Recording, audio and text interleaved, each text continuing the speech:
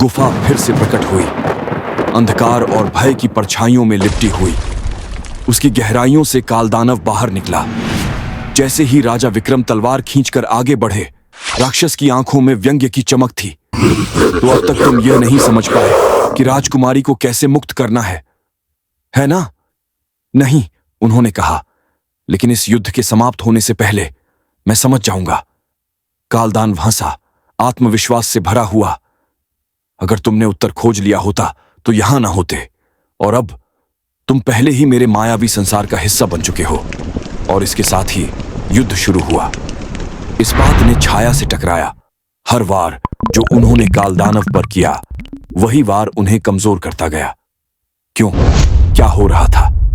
शोर और संघर्ष के बीच एक विचार बार बार विक्रम के मन में गूंजता रहा। उनकी आंखें क्या नहीं देख पा रही थीं। फिर एक पल, एक अंतः प्रेरणा से विक्रम ने वो किया। उन्होंने अपनी उंगली में पहनी प्राचीन अंगूठी को घुमाया और अदृश्य हो गए। कालदानव ठिठक गया।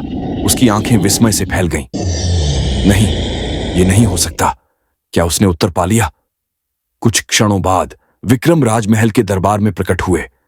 वहां जहां राजकुमारी वैशाली की पत्थर की मूर्ति खड़ी थी, बिना किसी झिझक के विक्रम ने अपनी तलवार उठाई और मूर्ति पर प्रहार किया। मूर्ति चकनाचूर हो गई। कुछ नहीं हुआ। विक्रम एक कदम पीछे हटे। हृदय तेज धड़क रहा था। क्या उन्होंने उसे नष्ट कर दिया? क्या वे पूरी तरह से भूल गए थे कालदानव की पहेली का सार? लेकिन तभी भोर की पहली किरणें महल की खिड़कियों से भीतर आईं। टूटे टुकड़ों में से काली धुआं उठने लगी और उस धुएं से राजकुमारी वैशाली प्रकट हुई, जीवित। वे सही थे। कालदानव का शाप अमृता का नहीं था। वो राक्षस को मारने की नहीं, समय की एक डोर को तोड़ने की कथा थी। और वो डोर कालदानव के भीतर नहीं थी। वो बंधी थी उस एक में जो उसकी आत्मा को वहन कर रही थी, राजकुमारी वैशाली की शापित मूर्ति।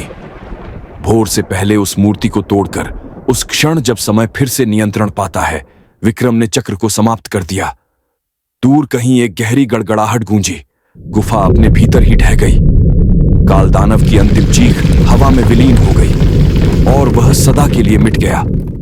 राजकुमारी वैशाली आगे बढ़ी। उनकी आवाज थरथरा रही थी। आपने श्राप तोड़ दिया मेरे राजा। विक्रम ने तलवार म्यान में रखी। उनकी दृष्टि उगते सूर्य पर टिकी थी। कोई भी श्राप सदा नहीं रहता जब समय को चुनौती दी जाए। और इसके साथ ही राज्य ने केवल एक नई सुबह नहीं देखी, एक नया युग आरंभ हुआ।